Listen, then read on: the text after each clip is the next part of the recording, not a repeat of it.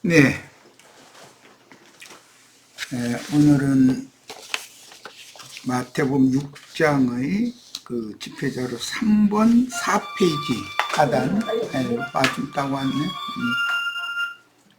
네, 6장의 집회자료 4페이지 스가랴 7장 3절부터 7절 읽고 시작합니다. 만군의 여호와의 전에 있는 제사장들과 선지자들에게 물어 이르되 내가 여러 해 동안 행한 대로, 여러 해 동안이라는 건 70년 동안을 의미하는 말이에요. 5월에 울며 근신하리까 하매, 스가랴 선지자가 하나님께 물었다는 말이에요. 만군의 여호와의 말씀이 내게 임하여 이르시되 온 땅의 백성과 여기 은상이 부분은 저기 다음 카페에서 자료 찾아 읽어야 되겠네. 그걸 은세를 안 했네. 집회 자료 3번 자료 우리 지금 5페이지 하는 거야. 다음 카페에 올려놨으니까. 자, 5절입니다. 스가랴서 지금 읽는 중이에요. 온 땅의 백성과 제사장들에게 이르라. 너희가 70년 동안 다섯째 달과 일곱째 달에 금식하고 애통하였거니와 그 금식이 나를 위하여 한 것이냐. 여기 다섯째 달과 일곱째 달은 원래 7월 1일 날은 대속죄절 금식 일이 있는 그 주간이고, 이 스가랴서나 다니엘서 등에서 말하는 70년 동안의 금식이라고 하는 것은 바벨론에 의해서 예루살렘 성이 무너지고 성전이 회파당했고 유대 왕국이 멸망, 문을 닫게 된 것을 슬퍼하며 금식하는 것을 70년 동안 행했다는 거예요. 그런데 그 금식이 나를 위하여 한 것이냐, 이 말은 그 금식이 하나님을 위하여 한 금식이 아니지 않냐, 그 말이죠. 너희가 먹고 마실 때에 그것은 너희를 위하여 먹고 너희를 위하여 마시는 것이 아니냐. 여기 이제 금식과 먹고 마시는 문제를 이렇게 의도적으로 성경이 대비하고 있는데 이 말씀을 중심으로 나눌 거예요. 예루살렘과 사면 성읍에 백성이 평온히 거주하며 남방과 평원에 사람이 거주할 때에 여호와가 이에 선지자들을 통하여 외친 말씀이 있지 않으냐 하시니라. 그래서요, 멸망하기 전에 이미 이런 날이 올 거라는 걸 예고하지 않았느냐, 그 말이죠. 스가랴서 또 동일한 스가랴서인데 8장 19절 더 봅니다. 만군의 여호와가 이같이 말하노라. 넷째 달의 금식과 다섯째 달의 금식과 일곱째 달의 금식과 열째 달의 금식이, 그러면 70년 동안 이스라엘은 원래는 7월 달에 속죄절 금식일이기 때문에 그때는 의무적으로 온 백성이 금식하며 기도해야 하는 율법을 지키는 거였는데 새 금식 달이 지금 늘어났죠. 이것은 유대 왕국이 멸망할 때 3차에 걸쳐서 침공을 받았고 3차에 걸쳐서 사로잡혀 갔기 때문에 그 다음에 멸망했기 때문에 금식하는 달을 이렇게 늘어나게 된 거죠. 자, 그런 네 번의 금식이 변하여 유다 족속에게 기쁨과 즐거움과 희락의 절기들이 되리니 오직 너희는 진리와 화평을 사랑할지니라 그랬는데, 금식은 멸망과 관계가 되는 것이고 그 금식이 기쁨과 즐거움과 희락의 절기로 바꿔진다라는 것은 사실은 바벨론 포로에서 이제 해방받고 성전을 다시 건축하고 예루살렘 성을 다시 건축하고 돌아온 무리가 하나님을 섬기며 하나님 앞에서 절기잔치를 다시 하게 된다. 이제 그런 말인데, 문자대로 하자면 그런 말인데, 이건 먼 후일 예수님이 오셔서 모든 죄와 사망의 세력에게 붙잡힌 사람들을 구속해서 생명의 누림, 생명의 기쁨으로 돌려줄 것이다 라는 것을 예언하는 말이 되는 거예요. 성경에도는 구속사를 말하고자 하는 거니까. 자, 사로잡힌 유대인들은 연중에 4번의 금식하는 기간을 정해놓고 70년 동안을 4번 계속 금식을 했다는 거죠. 정해놓고 신전과 성의 파괴를 애통하며 금식 기도를 했고, 왕국의 멸망을 애통하며 금식 기도를 했는데, 70년 포로 기간의 예언을 깨달은 선지자 다니엘의 금식 기도 내용은 유명합니다. 다니엘서 9장 전체가 다니엘이 70년의 이상을 깨닫기 위하여 금식하며 기도한 내용이죠. 네. 구약 시대에 하나님의 백성들은 금식 기도를 뭐 통산양 일상생활처럼 이렇게 한 거죠. 그런데 그것이 위선적인, 예수님이 오셨을 때는 자신을 다른 사람들과 달리 경건한 사람이다 라고 하는 그런 자긍심을 길러주는 변질된 금식이 되었다라는 거예요.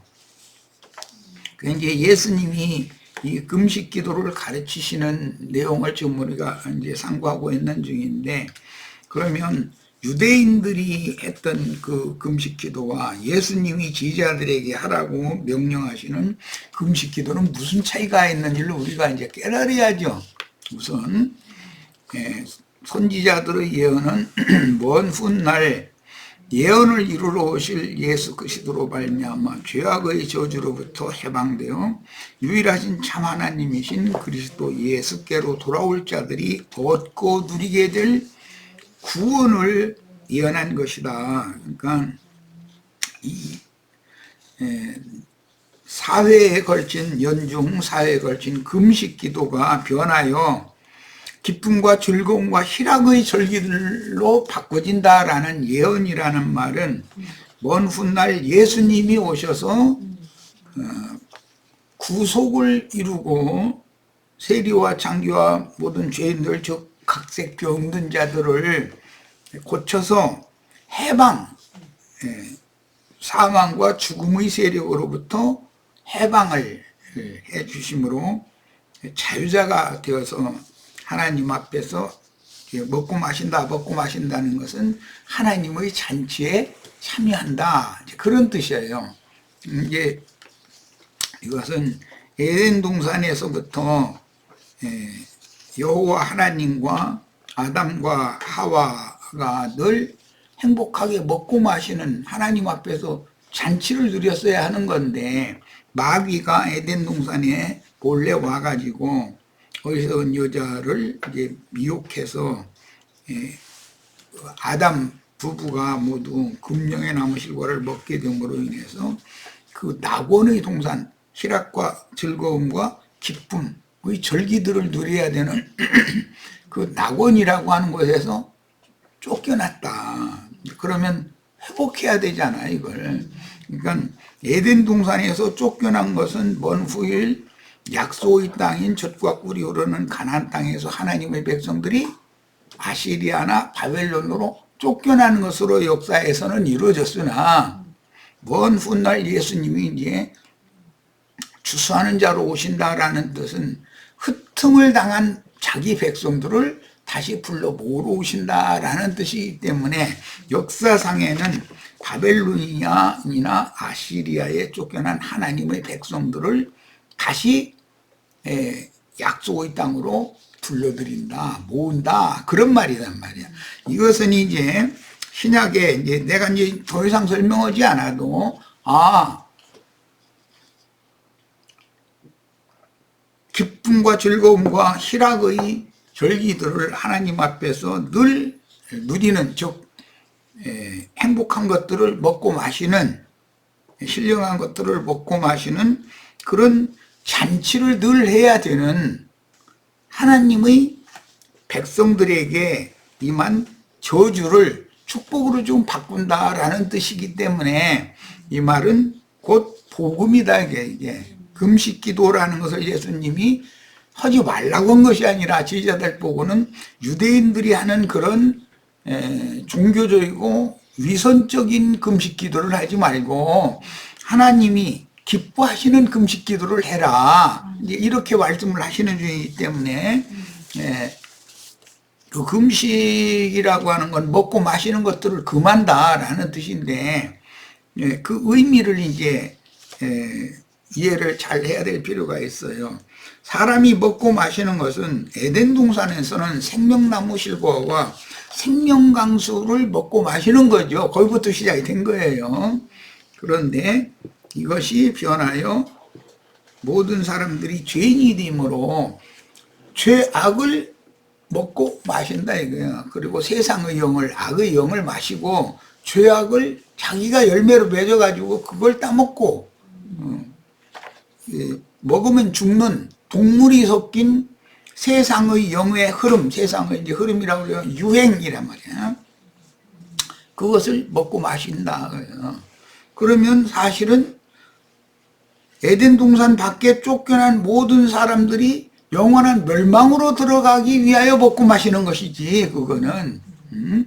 그건 영원한 생명, 영생이신 하나님 앞에서 영원히 먹고 마시는 건 이제 계시록에 가서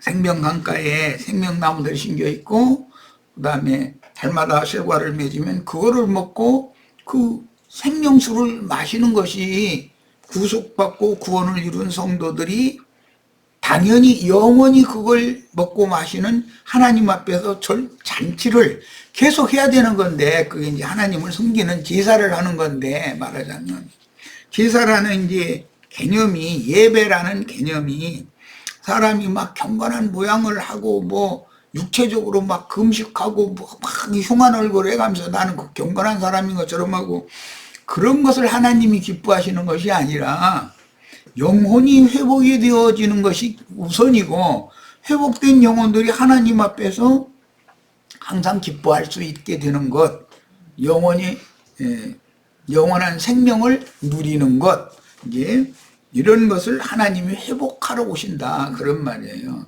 그래서 이제 이렇게 되는 것은 고생하며 자랐던 어떤 이제 처녀가 정말 그 왕자와 혼인을 하면 당연히 왕과 그 신부가 또는 아내가 영원토록 행복을 누리며 살잖아요.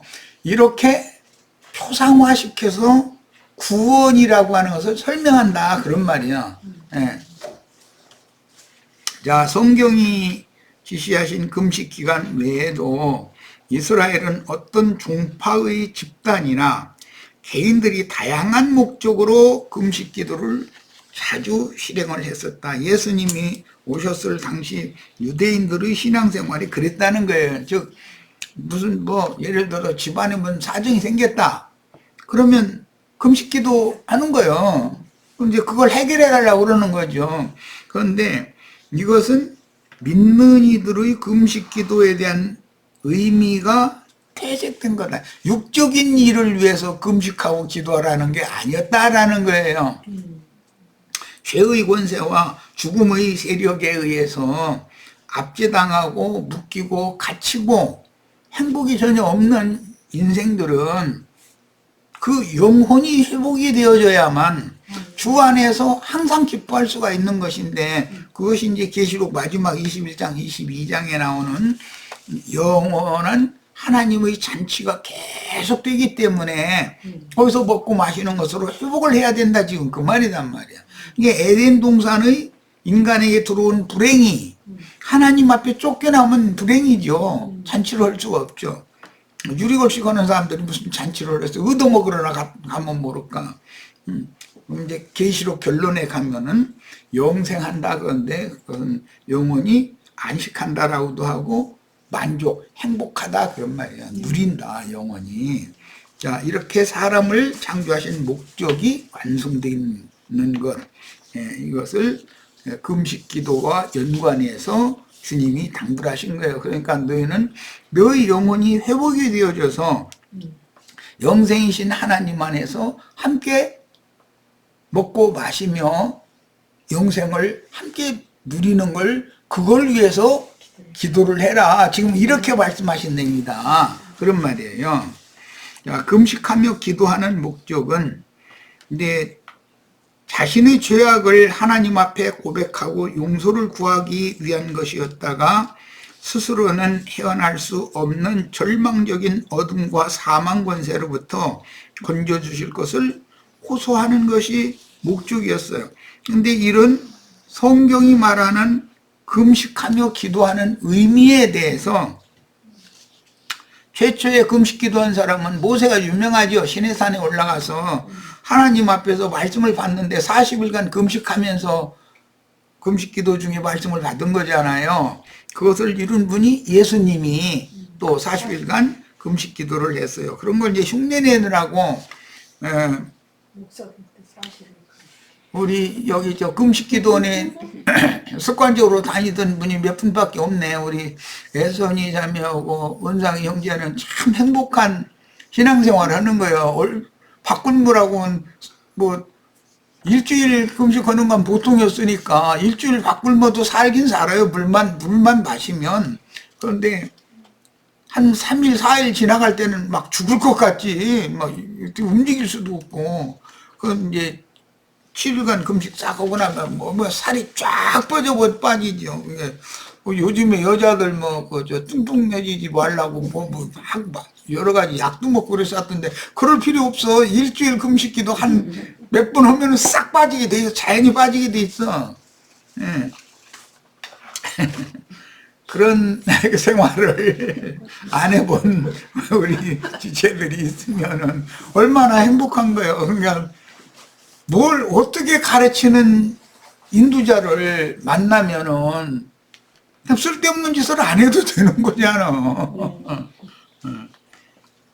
참 그런 금식이 그때 당시는 그냥 굉장히 힐링한 사람한테는 수단인 것처럼 이제 이렇게 해가지고 했는데 요즘에는 금식 기도원도 손님이 많이 안 모이는 것 같더라고. 그러니까 뭐 불과 한 4, 50년 전만 해도 금식 기도원에 사람들이 막 묘지게 밀려들었었거든. 그런데 그 사람들 기도하는 내용은 전부 보면은 자기 아들, 딸 입시철 되면 금식 기도원에 다 달려가고 이런 식이었으니까 이건 자기 육체의 무슨 육적인 욕심 채워달라고 막 부르짖는 그런 목적을 가지고 금식기도원에 모였잖아. 거기다 대고 풍광사라는 사람들 오면 막 내 입을 크게 열라 막 그래야면 뭐 넘치도록 뭐 흔들어서 막 이렇게 막 잡아주리라 뭐 막 이러다니까 진짜 그런 줄 알고 금식기도 해도 뭐 응답 없다 이러고 불만이 나오면 그게 헌금을 조금 했으니까 그렇고 뭐 무슨 뭐 성의 없는 금식을 했고 뭐 막 이래면 오히려 책망해버리죠. 그러면 뭐 자기가 뭐 잘못했나 이가 이번 금식은 내가 결사심하고 죽으면 죽으리라고 금식하겠다고 또 막 돈 빚내가지고 올라가가지고서 막 금식기도 하고 그 사람들 또 강대상에 한다 소리가 돌아갈 차비 딱 놔두고 나머지는 다 내놓고 가라고 막 노골적으로 이러잖아요. 그 완전히 사기꾼들이었었지 지금 생각해보면. 그런데 그때는 얼마나 순진했는지 그 허라는 대로 다 하는 거야. 그 산에 왔다 내려간 사람이 금목걸이 반짝반짝 하면 아이고 금식기도 헛거였다고 말이야. 그러면서 이제 다음에 이어지는 말씀으로 딱 연결을 하거든. 내 보물을 하늘에 쌓아둬라. 땅에 쌓아두지 말라. 목에다 달랑달랑 금식기도로 산에 왔다 가면서 말이야. 목걸이 안 빼놓고 그냥 내려간다고. 막 이러면 헐떡이 돌아가서 또 막 잘못했다고 기도해 가면서 막 이거 빼놓고 오잖아. 그렇게 순진했어. 그런데 지금 젊은이들이나 양양군청 직원들한테 은사이가 모아놓고 내가 좀 헐리가 있다고 하면서 만약에 그런 얘기 했다가는 지금 미친놈이라고 그럴 거 아니겠어. 시대가 참 많이 바꿔졌죠, 지금은. 그건 순진한 게 아니라 내가 생각할 때 좀 무지한 거였었어. 자, 그런데 종교인들이 심지어 금식 기도까지 그 순수성을 잊고 변질시켜서 자기의 신앙 양심이 얼마나 특출한지를 남에게 보여주는 방편으로 자주 금식하며 자신은 지금 금식 중이라는 표시를 다른 사람에게 나타내려고 얼굴에 재와 티끌을 묻혀서 흉해진 얼굴을 오히려 자랑으로 삼도록 변질시켰다.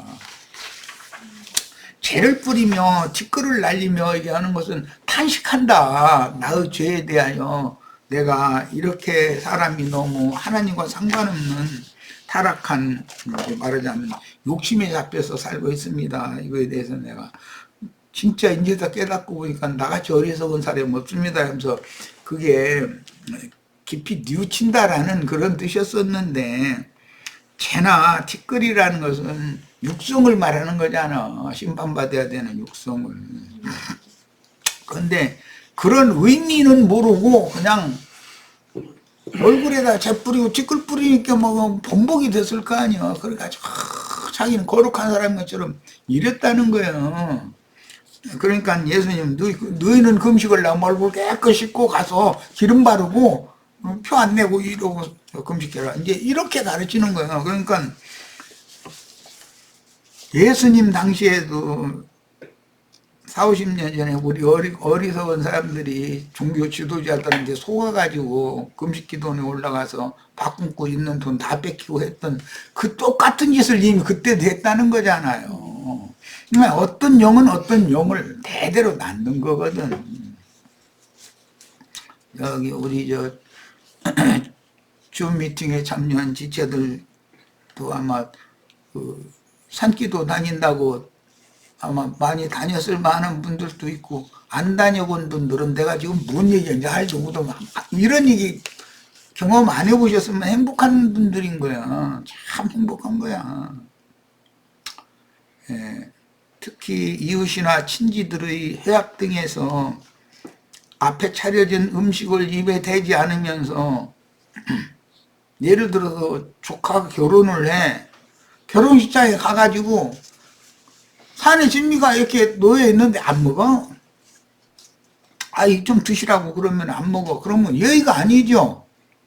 안 먹을 바에는 결혼식이 끝났으면 바로 집에 돌아가든지, 그럼 안 보이게. 그 다른 사람까지 불편하게 안 먹고 음식 앞에 이러고 앉아 있는 거야. 왜 안 먹냐 그러면 나 말하기는 그런데 나 지금 금식 중이라고 이러고 그랬었다는 거예요.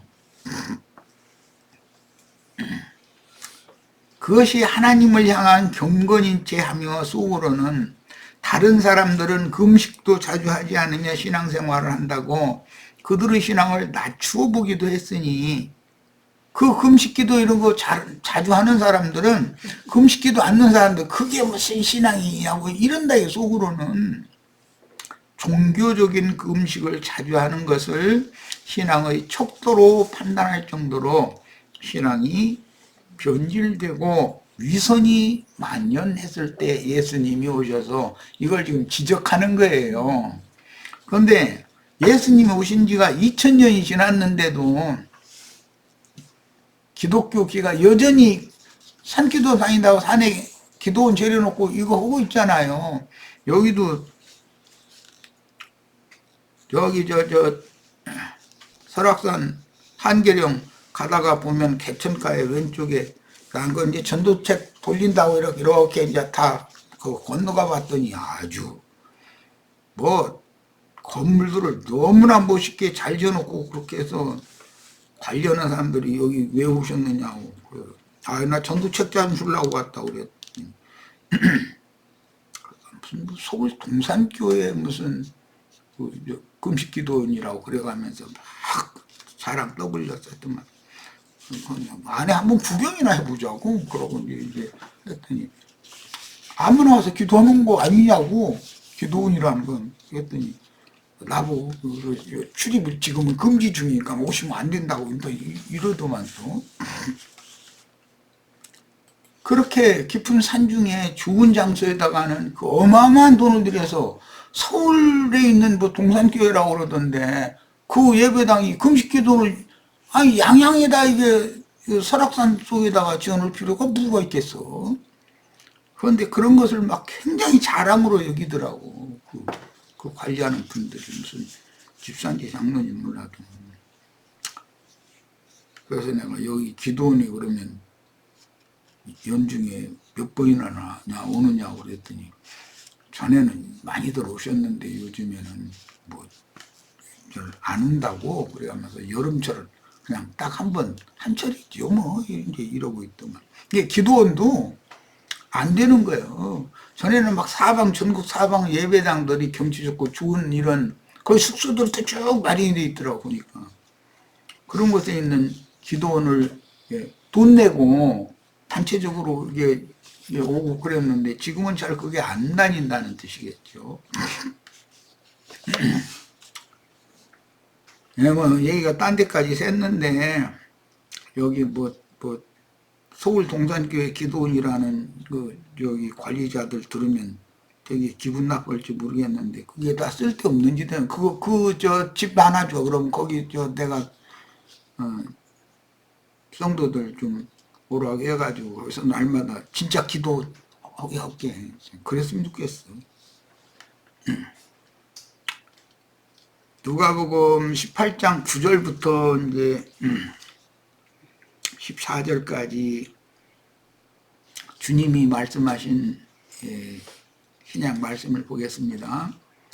또 자기를 의롭다고 믿고 다른 사람을 멸시하는 자들에게, 여기 자기를 의롭다고 믿고 다른 사람을 멸시한다라는 말은 자기는 경건한 사람이고 다른 사람들은 신앙이 오늘 말씀의 흐름에 의하면 금식기도도 잘 않고 저게 무슨 신앙이냐 이렇게 한다는 그런 말이죠.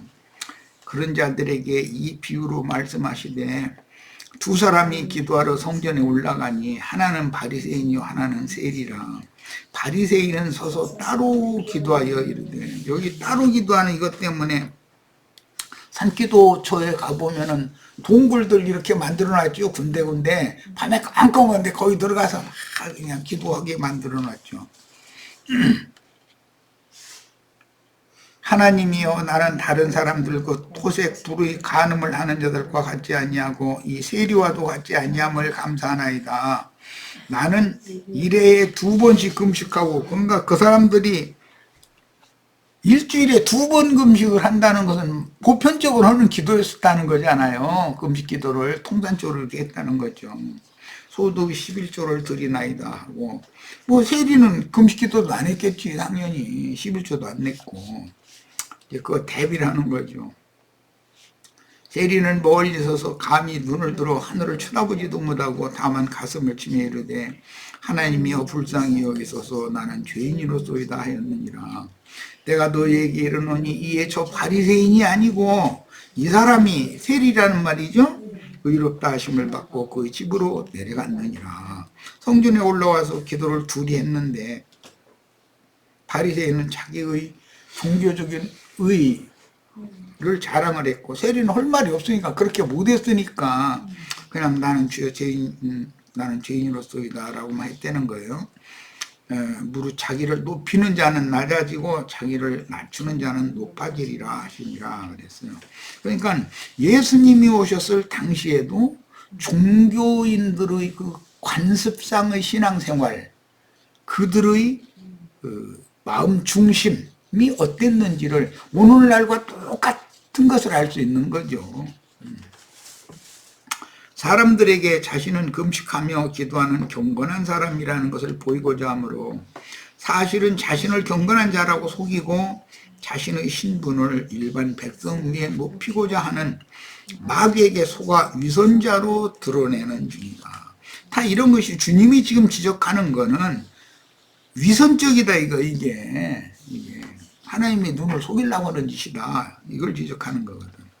주님께서 바리새인과 세리의 기도를 비교하실 때 바리새인은 나는 일에 2번씩 금식한다고 자랑하는 말을 했으니 11조에도 자기는 11조를 드린다고 이렇게 얘기했잖아요. 소득 11조를 드린다고.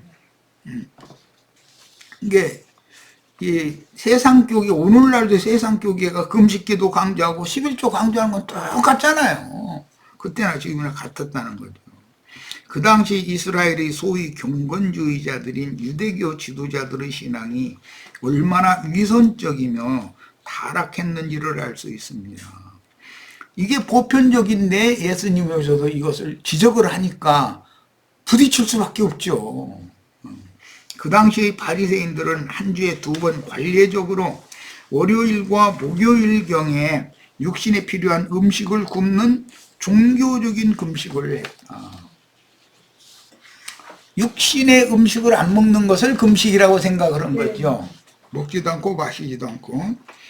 안나와 같은 경건한 여자 선지자는 거의 매일을 성전에 살면서 일상적으로 금식하였음을 기록하고 있습니다.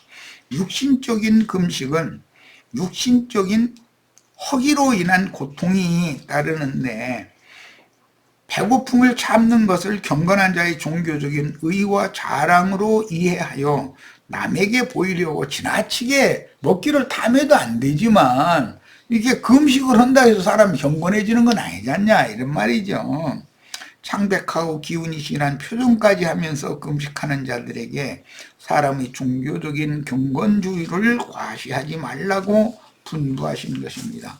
사람에게 보이려고 얼굴을 흉하게 하느니라 이랬는데 기득권자들은 금식할 때 사람에게 보이고자 하여 성전 마당에 부자는 하인 노예시켜가지고 성전 좋은 자리 자리 펴고 거기다 재하고 뒷거라고 이렇게 딱 모아서 쌓아놓고 이렇게 허기하는 그런 그거 막 뿌려가면서 하면은 그 사람만 하나님과 가까운 사람이야 이제. 그럼 가난하면 그런 것도 묻으잖아. 좋은 그것도 묻을 거 아니야. 그래 죄를 뒤집어 쓰거나 티끌을 날리기도 했는데 그런 모습을 보는 빈천한 백성들은 기도로 하나님께 나아가는 것조차도 위축될 수밖에 없다. 부자들처럼 저렇게 다른 사람들 보라고 이렇게 당당하게 저렇게 할 수가 없었다. 심지어 성전에서까지 속세의 빈부와 상하 차이가 이렇게 만연했다. 무슨 금식기도 하는데 자리 펴고 무슨 티끌과 채 이렇게 그래서 담아다 뭐한 준비해주고 그런 좋은 금식기도도 못해요 이제. 그리고 부자는 거기 딱 종이 준비해놓으면 거기 가서 또 앉아서 손을 막 양손을 하늘을 향해서 펴 올리고서 막 길게 뭐 이러고 기도를 무슨 기도를 하는지 뭐 그러고 있고 그런 것을 예수님이 보실 때 막 예수님 오실 때는 이건 너무 아닌 거다 그런 말이에요. 말하자면 그런 의미에서 내가 진실로 너희에게 이르노니 그들은 자기 상을 이미 받았느니라. 이 말은 모든 사람들 앞에 너를 돋보이게 했지 않냐 라고 말씀하였으니 사람들이 그는 권세 있는 가문 출신의 아무개라고 우러러보며 높인 것은 그게 사실은 하나님께는 득죄하는 짓이었다. 자기를 이렇게 사람들 위해서 자기를 높이는 짓은 자기는 그게 인간 세상에서 영광했을지 모르지만 하나님께는 하나님 영광을 받아야지 지가 영광을 받으면 안 되잖아요. 하나님께는 득죄한 것이고 자신에게는 이미 사람들로부터 상을 받은 것이다 그랬어요. 자 17절에 너는 금식할 때 머리에 기름을 바르고 얼굴을 씻어라. 얼굴을 흉하게 한다는 지적은 단지 창백한 얼굴로 기운이 진한 모양을 내는 것만이 아니라 의도적으로 재와 티끌을 얼굴에 묻힌다는 뜻인데 이런 흉한 모습을 사람들에게 보이는 것은 자기 과시일 뿐이며 하나님께서 받으시는 것이 아니라라는 말씀인데 이것은 이미 사실은 이스라엘 사람들은 관례적으로 기도를 할 때는 재를 뿌리고 티끌을 이렇게 날리면서 그 욥기에도 보면 그런 얘기가 나오죠. 그것이 관리했었어요. 그러나 주님께서는 그런 것 자체를 위선으로 봤다라는 거예요. 자, 첫 시간 여기까지 일단 하고 잠시 쉬었다 이어가겠습니다.